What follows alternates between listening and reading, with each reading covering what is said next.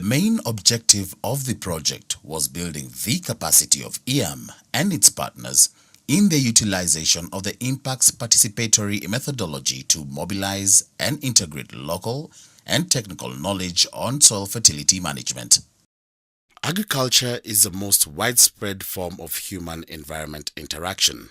It provides employment to more people and uses more soil and water than any other human activity. Farmers, therefore, constitute the largest group of natural resource managers on the planet. Pressures on natural resources in agricultural landscapes demand use and management decisions by land managers. These decisions are supposed to be supported by an accumulated wealth of knowledge. Nevertheless, it is only a fraction of this information that eventually becomes actionable knowledge. Is it a matter of limited relevance, limited credibility, limited legitimacy? The immediate question is, how can we foster knowledge-sharing processes that contribute to better natural resource management decisions and greater adaptation capacity of small farmer communities to global change? Fostering rural innovation through effective knowledge sharing in agricultural landscapes is central to building the adaptation capacity of small farmers to global change. This involves strengthening human capital through enhanced problem-solving capacities promoted by access to an improved knowledge base that integrates local and technical knowledge. It also involves strengthening social capital through enhanced consensus-building capacities required to guide positive collective action processes. The conceptual basis of the Impact's methodological approach considers that local knowledge and technical knowledge share a number of common core concepts. However, each knowledge system has gaps that in many cases can be complemented by each other. New research for development efforts should rely on an expanded shared knowledge which blends local and technical knowledge, which is more relevant, credible, and legitimate to small farmer communities. Interest by Embrapa on this evolving participatory methodological approach led to the development and execution of an Embrapa-funded collaborative project by CIAT and ICRAF with the objective of training Embrapa researchers and their partners and to further adapt, use, and improve the methodology by incorporating experiences from different socio-ecological contexts. The first 2 days of the 5-day workshop are dedicated to building the conditions for the effective use of different participatory tools. The last 3 days are dedicated to experiential learning in a learning by doing mode, guided by qualified trainers in the effective use of other tools of the Impact's methodology. Different group dynamics are used to build the participatory space and learn from each other's expectations, backgrounds, experiences, and foster teamwork for knowledge sharing. A first group visit to the farming communities involved in the workshop helps to get to know the local leaders and make final plans for joint activities on days 3 and 5 of the workshop. This catchment, again, has more people who are more educated than when we look at the other catchment. And the third point, when we look at the soil quality, is that this has the least nutrient depleted soils. Teamwork spirit is promoted by continuous grouping and regrouping across different learning activities to build a basic common technical base on soil formation factors and processes, soil-based ecosystem services, and technical indicators of soil quality. The preparatory phase is concluded by learning the Impact's methodological tools to identify, classify, and prioritize local indicators of soil quality, and later using them in a simulation of a farmer community visit. Talking about livestock waste used to feed the soil, and the soil in turn feeds the crop. And the third point was plants depend on CO2, that is carbon dioxide for photosynthesis, and livestock is one of the sources. Then point 4, which is a negative one, livestock practices such as overgrazing and overstocking cause soil degradation, making soil unsuitable for crop production. This is a preparatory step to the visit to the community the next day.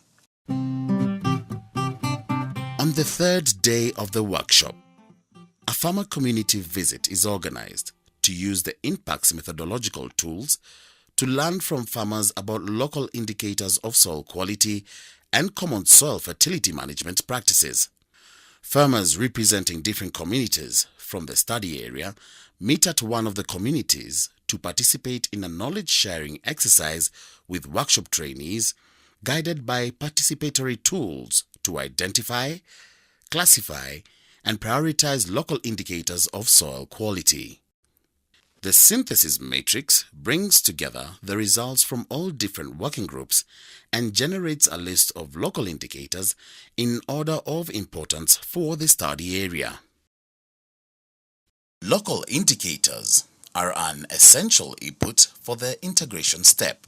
The prioritized list of local indicators of soil quality, collected during the farmer community visit, are used to first relate it to technical indicators of soil quality and then to relate each indicator with soil properties of a modifiable or permanent nature. Results of plenary discussions among trainees are captured in the integration matrix. This matrix includes local indicators of soil quality organized in order of importance in the second column, followed by the technical indicator that most accurately represents each of the local indicators in the third column.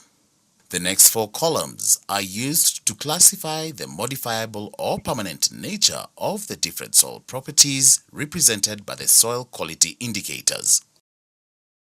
With a focus on soil properties that are modifiable through management, agroecology and soil management principles are provided as a basis to guide integrated soil fertility management options that reduce input use dependence, as well as increase the efficiency of input use. Trainees conduct group discussions to define options for 3 input use capacity scenarios: no input, low input, and medium to high input, under conditions of low, medium, or high soil quality that are captured in the management options matrix. Summarizing, after building the conditions for the effective use of the impacts approach and methodology, farmer priorities on indicators of soil quality are summarized in the synthesis matrix. These local indicators are then linked to technical indicators of soil quality that reflect the different soil properties in the integration matrix. Finally, focusing on the status of soil properties modifiable through management, on agroecology and soil management principles, and on the farmer's capacity to use inputs, a basket of soil management options is generated and captured in the management options matrix. All the information generated during the workshop is then given back to the farmer community the next day during the soils fair on the last morning of the workshop.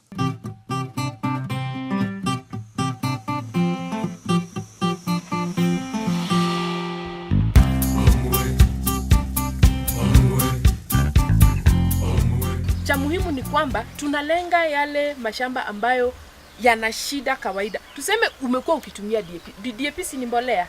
Si inafaa kuwa inaongezea mazao. Lakini labda kwa sababu fulani bado haujapata yale matokeo ungependa kupata ikiwa unatumia DAP. Kwa hivyo utaiwekea, tunajaribu. Ni muhimu pia tuelewe ni kwamba ni majaribio, si ndio? Tunajaribu kuongeza hii biochar, tuone kama hiyo matumizi ya DAP pamoja na biochar itatupatia matokeo bora kuliko ile tumekuwa tukipata. The Soils Fair setup is organized and conducted by trainees who are guided by impacts tools and facilitators. Farmers and trainees split into 4 groups that rotate through 4 thematic tables where simple soil quality assessment demonstrations are provided.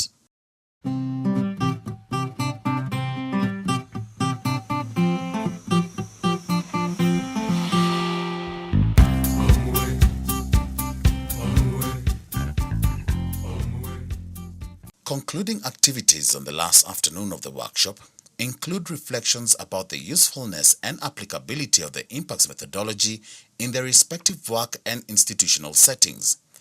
This is followed by the drafting of relevant research for development action plans in working groups using a standard format. The construction of an expanded shared knowledge to support land management decisions and the development of capacities to build community consensus on land management priority issues are key elements of our strategy to strengthen human and social capital of farmer communities and local institutions.